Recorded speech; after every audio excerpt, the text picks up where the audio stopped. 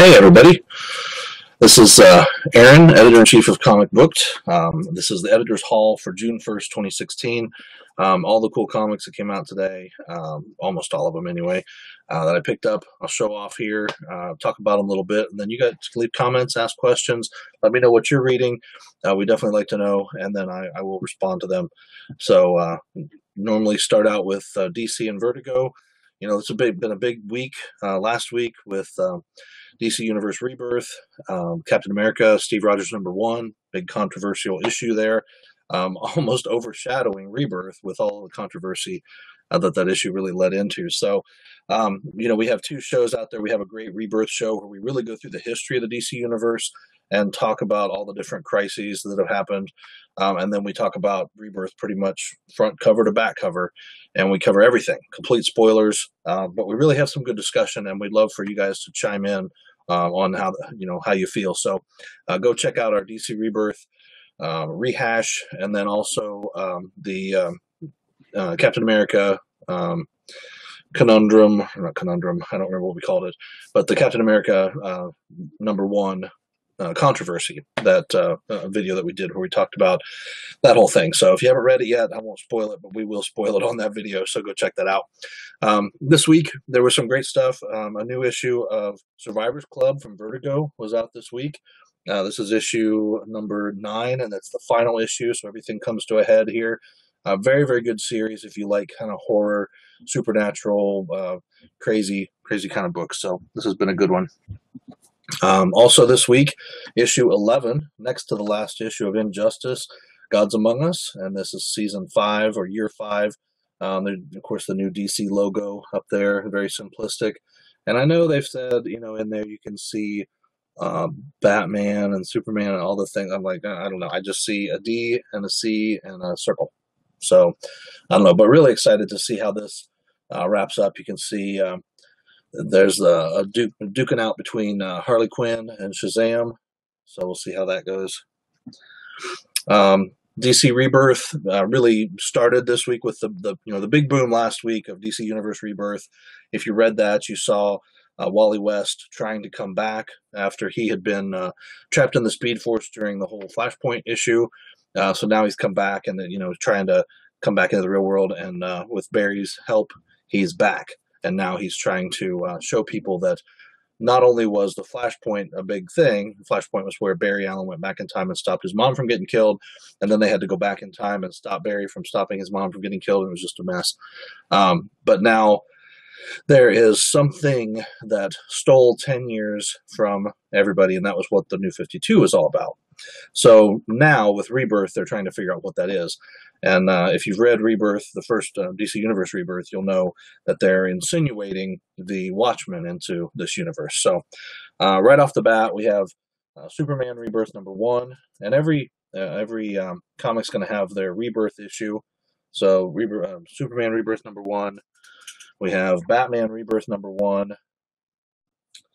We have Green Lantern's Rebirth #1, and you can see Simon Baz's reflection there in the lantern, along with see, now this is why I need Justin here. I can't remember the girl's name, but basically it's the two of them that are the main characters in this one, and then Green Arrow Rebirth. So those 4 issues are out this week. If you happen to pick them up, look for a video later, probably this weekend, where we talk about all 4 issues and what happens and how it ties in and what we expect to see from the new DC Rebirth. The more I think about it, the more I read, the more I'm interested and potentially excited. I did something big today, and I'll talk about that when I get to Marvel stuff, that I never thought I would do, but they pushed me to it. So we'll talk about that soon. From Aftershock, The Revisionist #1. This really looks like a cool book. Frank Barbieri is one of my favorite writers, and you're really looking forward to this story. It's got some great art from Gary Brown, and just really interested in seeing how this book plays out. So pretty cool. Continuing from Avatar Press, Alan Moore's Providence, which has been really cool. This is issue number 9. And this week I got the regular cover, which just has a house. Not real exciting. But this is a very interesting book as we kind of follow the main character through uh, a tour of H.P. Lovecraft's world. And we actually meet Lovecraft a couple issues ago. And it's really been cool. If you like the Lovecraftian mythology and the myth, the Cthulhu mythos and everything that surrounds that, you'll want to check out Providence. It's been really good. Dynamite had The Spirit, Will Eisner's The Spirit, number 11, out this week. Matt Wagner's still writing this, and it has been really just a great series. Really liking this almost a year later, and I still like it. Godzilla Oblivion hits number 3, and this is pretty cool as they've kind of brought Godzilla back into the world to stop, King Ghidorah. So that's really the big battle now. Joshua Hale Fialkov is writing this. It's really good. Satellite Falling number 2 is out this week. Sorry, Satellite Falling number 2 from IDW. Pretty good book. This woman's a bounty hunter, and she has the ability, like a hologram technology, which is actually outlawed, but it allows her to become a similar species to the character, the alien that she's hunting, and it's pretty cool.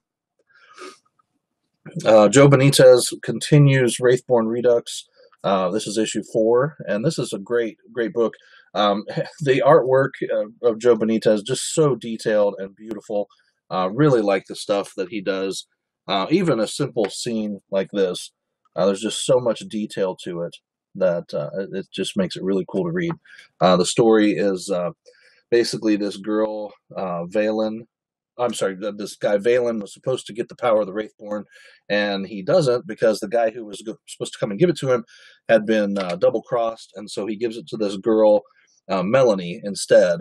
And now she's freaking out because she keeps, with the power of the Wraithborn, she attracts these demons and has to kill them. So it's pretty cool.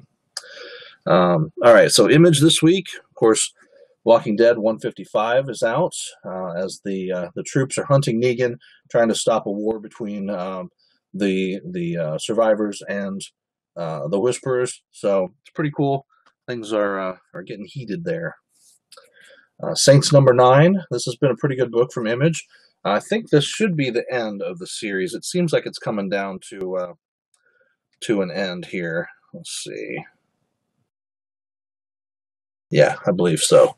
So it's been an overall pretty good book about people who are exhibiting the powers of the saints, Catholic saints, and now they're like fighting against each other to kind of bring about the end of the world. Not on purpose, but it's pretty interesting. Paper Girls number 6 comes out this week. Brian K. Vaughan continues a great story. We find out hopefully more about what's going on as they meet their future selves, I think, in the last issue, and they were kind of saved as they were transported into the future. So we'll see what happens. It's pretty cool. Deadly Class number 21, Rick Remender's story about the high school for assassins, is out this week.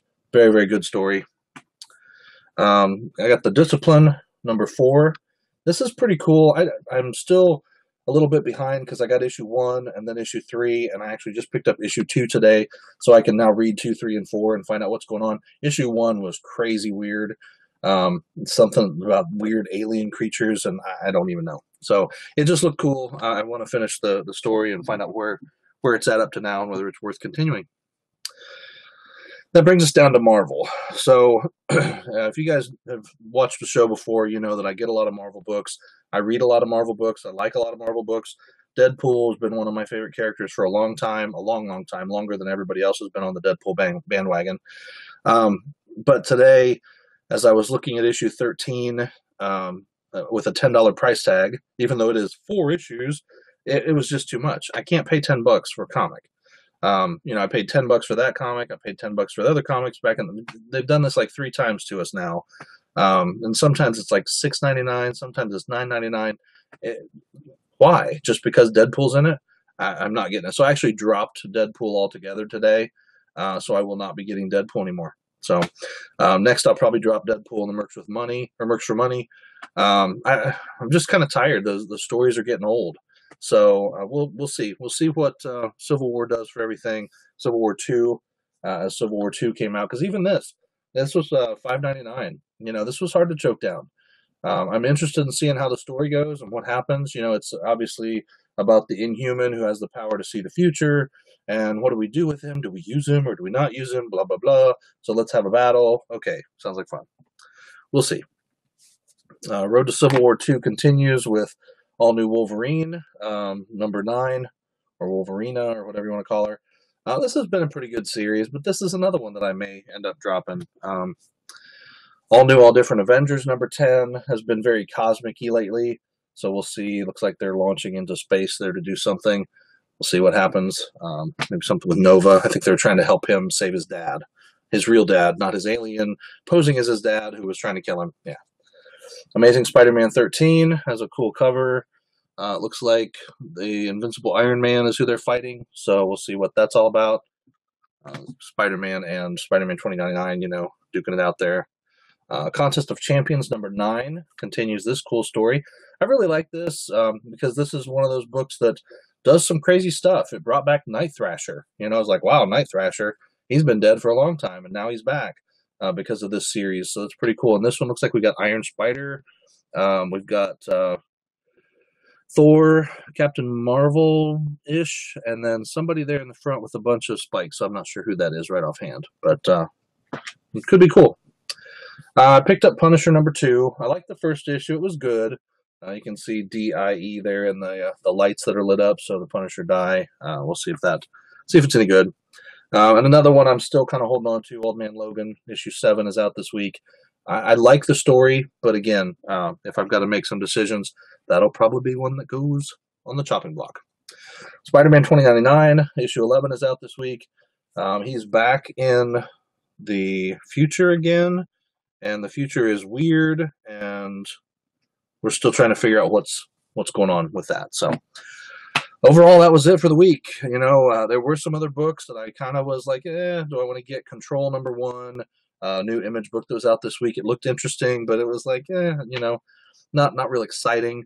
No good variant covers other than the one for the one that I picked up for Contest of Champions. I thought that was a cool variant cover. So, but yeah, not interested in the Civil War variants. I was tempted to go with the 1-for-1 Rebirth covers because it just had the character and just a stark white background. I thought those were kind of cool. But, I was only going to buy one copy of each issue. I'm going to read them, bag them, board them, put away. So, read them, talk about them, then bag them, board them, and put away. So, but let me know in the comments, what did you pick up this week that you thought was really cool? What did you leave on the shelf because you were just tired of it? What books have you dropped? What things do you have on your pull? Let me know. I'd love to hear. Please like, share, subscribe. I do appreciate you guys taking the time to watch, and I hope there was something cool that you saw. But like always, everybody has their different tastes. So go on out and read more comics. Thanks for watching.